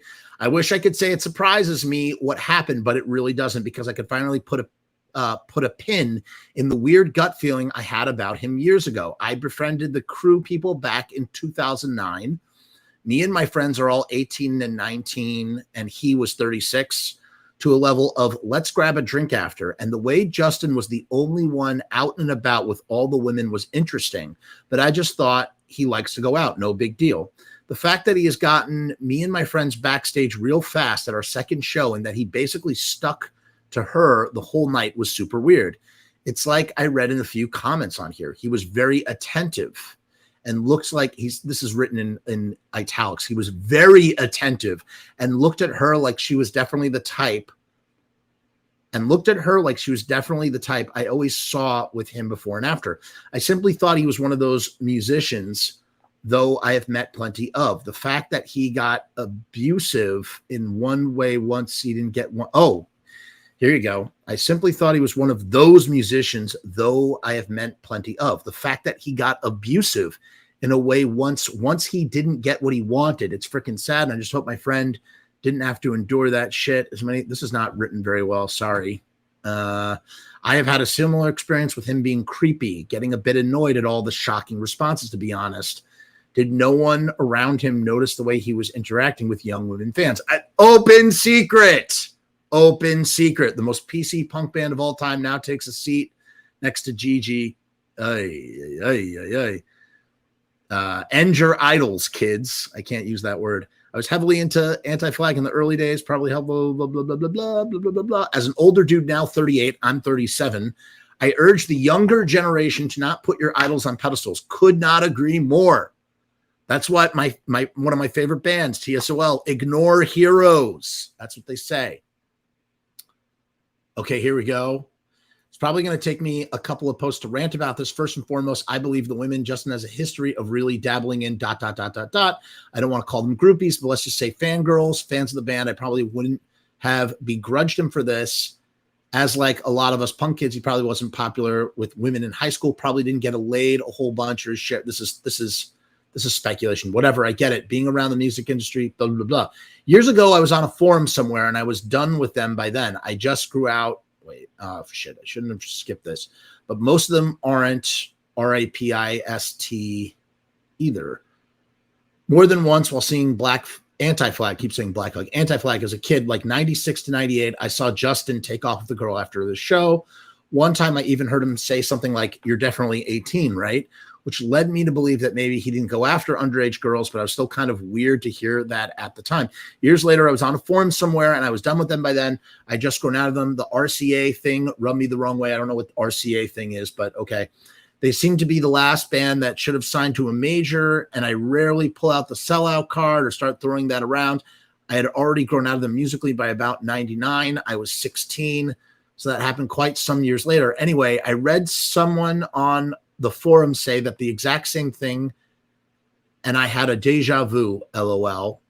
Someone said they were leaving the show and just saw Justin walking off with some girl and asked if he was sure that she was 18. I also remember being on a forum around 2003 where some guy claimed 30-year-old Justin liked to fuck 16-year-old girls.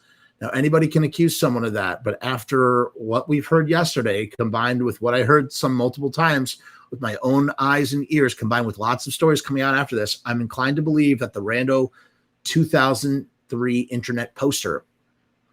I do want to emphasize, I did not see him walk off with anyone underage. Okay, I mean, same story over and over and over again. This is fucking unbelievable. I've just met the band in Hungary after soundcheck in June, and Justin was incredibly kind and even wanted to catch me for a quick chat after the meet and greet. I was super stoked about that fact that I had a gun star tattoo, and now this. Beyond devastated. I wonder if this superb avocado, are you a female? Are you a female? Curious to know. Justin destroyed the punk scene. Justin destroyed the punk scene. Hey, hey, hey. He thinks the uniform he wears, the makeup. I don't know, whatever. Updates from Josh Massey. We already know that one. All right. Don't need to read that. Last one, guys. Last one. Here we go. I think if someone did a deep dive on the Warped Tour culture of the 90s and 2000s, they'd be appalled by the open and fragrant sexual assault and RAPE culture that was not only allowed, but actively cultivated, especially with minors. Oh, my God, is that a can of worms, man? That is a can of worms, right? Oof. Let's see here. I'm so afraid to see something that is anyone. Screamo, emo band, blah, blah, blah. Damn, dog, you don't even have to dig that deep.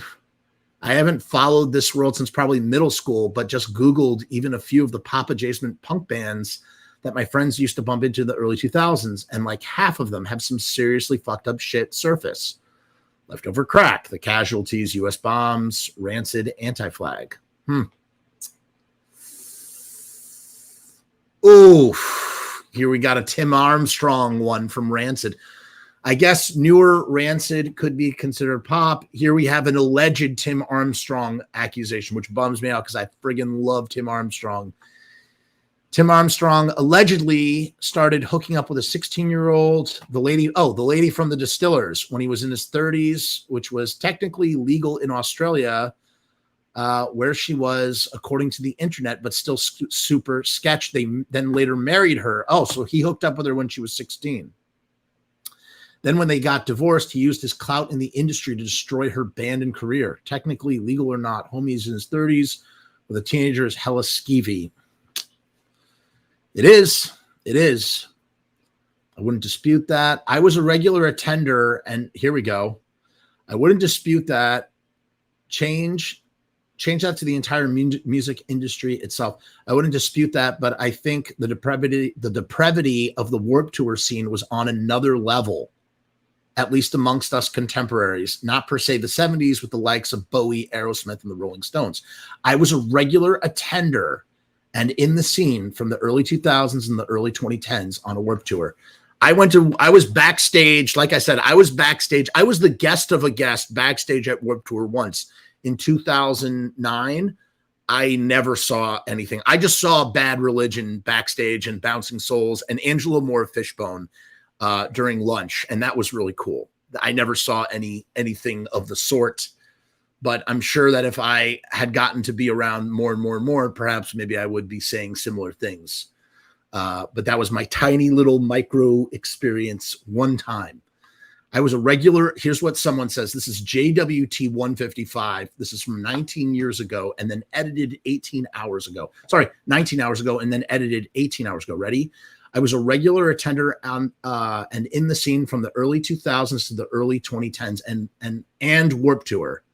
So this is what they're saying. And again, let me read the comment from the beginning because I just talked a whole bunch. I wouldn't dispute that, but I think the depravity of the Warped Tour scene was on another level, at least amongst its contemporaries, not comparing per se to the 70s with the likes of Bowie, Aerosmith, the Rolling Stones, etc., which have their own damning accusations.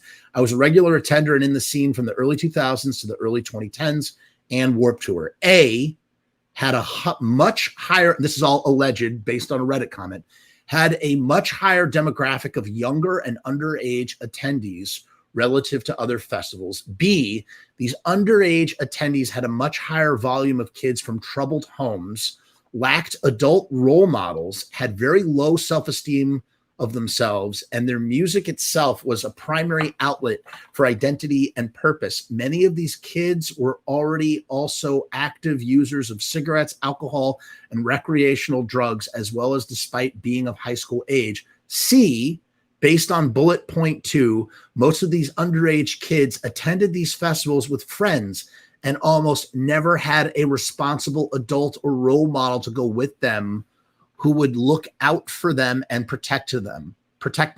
D, identity. These kids aren't just casual fans of these bands. They were their entire identity. Almost everyone I knew who went to Warped Tour, their entire wardrobe, 365 days a year, from school to weekends, was band tees, either from Hot Topic, Spencer's, or shows they attended. They wore skinny black jeans with holes, had countless piercings, tattoos of their favorite bands, styled their hair like their favorite singer, or as if they were in their own band, etc.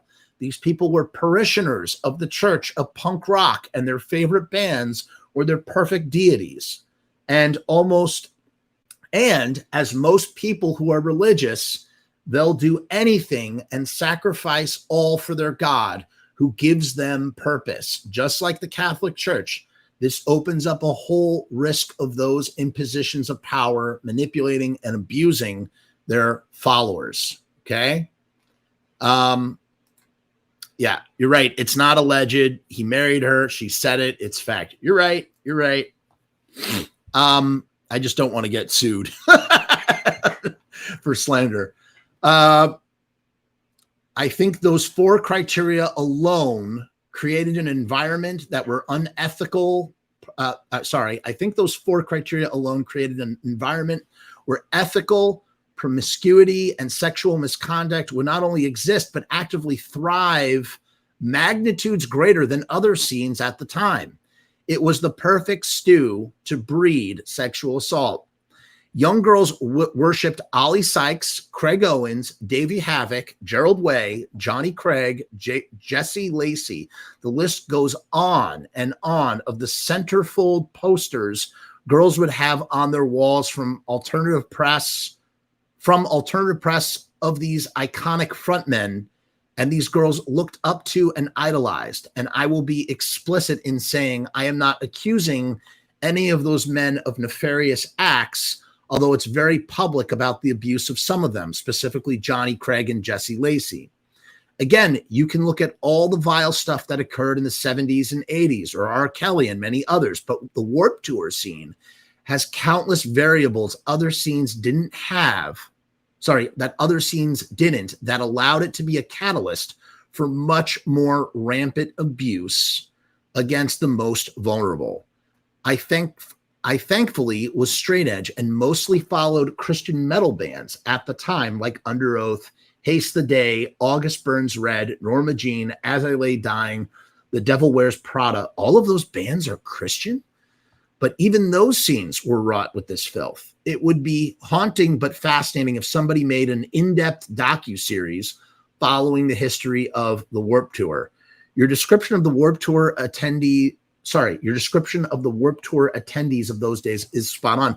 I remember people like that. I remember people like that in the 2010s, in general, in the 2000s. Absolutely. You had that. That was a demographic of people. Someone else says, very well said.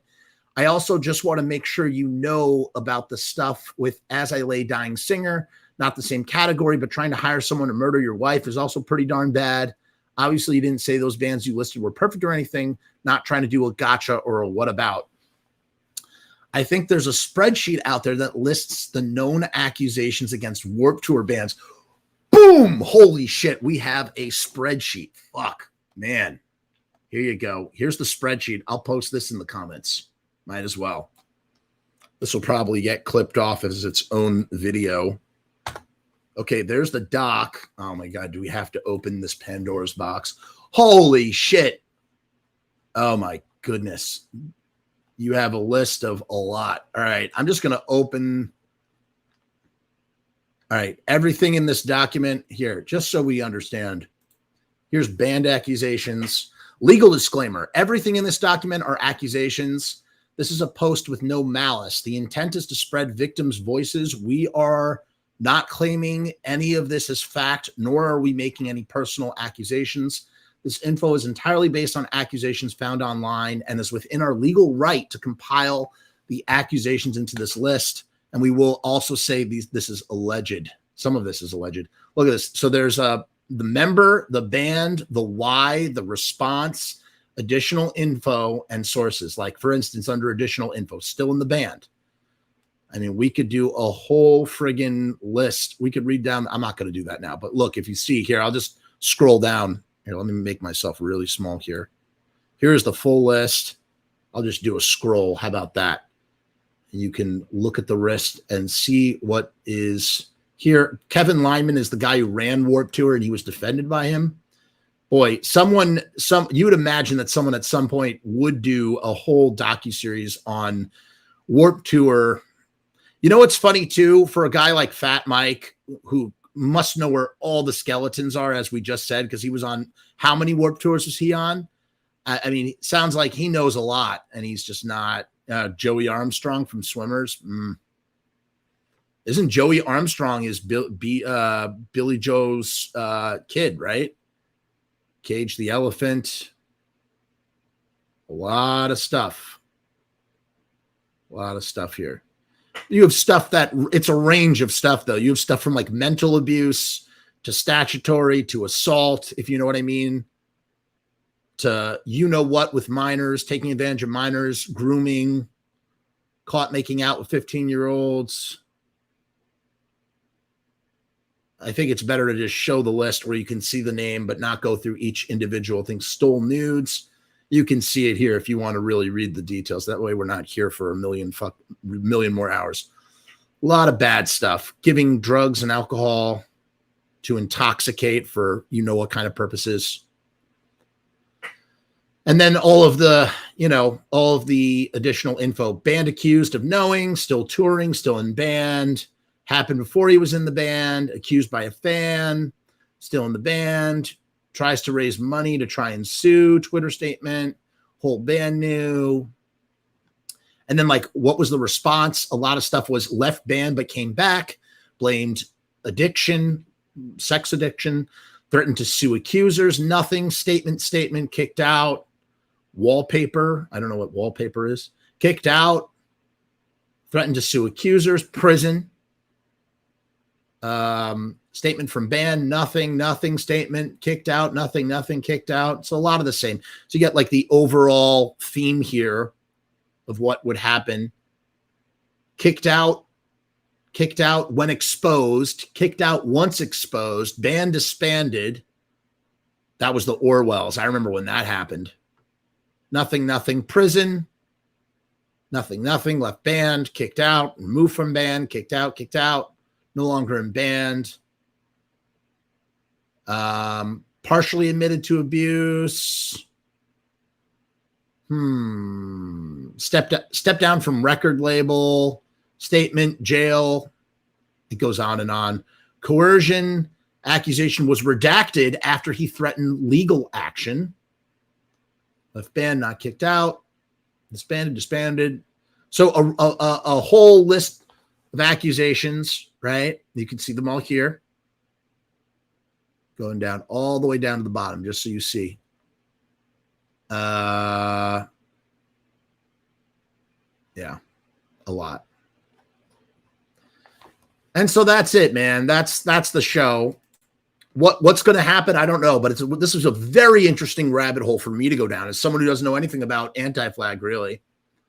I do not care that I've seen them live, or, you know, the people that I feel the worst for, I feel really bad for the fans. And I feel bad that maybe anybody who might have been working for the band but was not aware, which is possible. But this like merch guy who said, you know, when one door closes, and the fact that the band, you know, nuked themselves so quickly after the statement tells me, I think, everything we really need to know. And so closes the book on anti-flag and whatever fallout may come for the band. We're at the tail end of the show. And like I said, I'm doing a special giveaway. Free t-shirts. That's right. Free t-shirts. Okay. I'm going to ask my trivia question, and then you're going to send an email to FrumessMAIL@gmail.com. That email is down in the description if you need it. I'll read the rules one more time. Here are the rules. And then I'm going to ask my question. Okay. Here it is for the last time.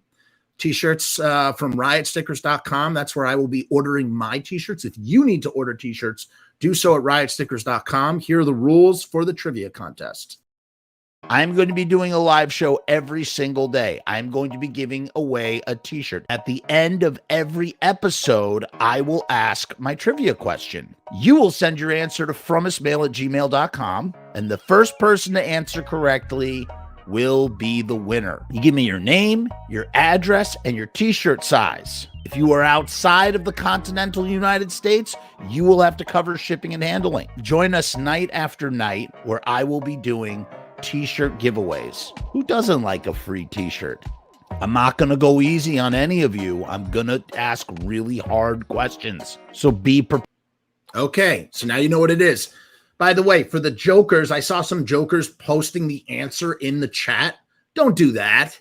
I mean, you can, but it's like stupid. I'm only taking the first correct response in my email. That's FrumessMAIL@gmail.com. That's the best way to send me messages, by the way. That's the thing I'm checking from. People send me too many things on Instagram and Facebook. I want you to send me to my Gmail, FrumessMAIL@gmail.com. That's how you reach out to me if you want to reach out to me. FrumessMAIL@gmail.com. Here is my trivia question. Are you ready?